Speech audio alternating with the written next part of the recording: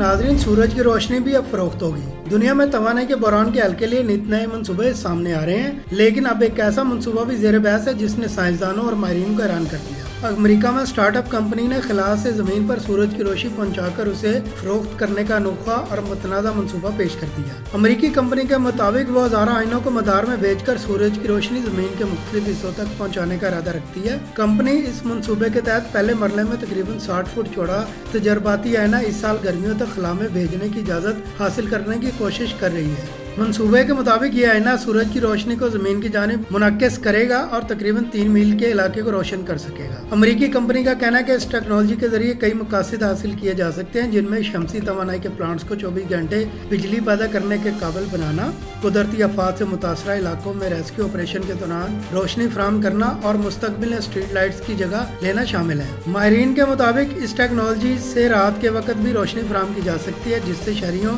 सनतों और ज़री शोबों को फायदा पहुँच सकता है। ताहम इस मंसूबे पर शदीद तनकीद भी हो रही है। साइंसदानों का कहना है कि अगर खला से रोशनी जमीन पर डाली गई तो इससे माहौल, जंगली हयात और इंसानों को कुदरती निज़ाम ज़िंदगी पर मनफी असरात पड़ सकते हैं। माहिरीन माहौलियात के मुताबिक रात के अंधेरे का ख़त्म होना परिंदों और दीगर जानवरों के कुदरती रवैयों को मुतासर कर सकता है। इसके अलावा बाद नाक़दीन का कहना है कि सूरज की रोशनी को तजारती मसनूआत में तब्दील करना अखलाकी और समाजी सवालात को भी जन्म देगा। फिलहाल यह मनसूबा इब्तदाई मराहल में है, लेकिन अगर ये हकीकत बन गया तो मुमकिन है कि मुस्तकबिल में रोशनी भी एक ऐसी चीज़ बन जाए जिसे इंसान खरीदे और फरोख्त करे। सवाल यह है कि क्या सूरज की रोशनी वाकई कारोबार बन सकती है?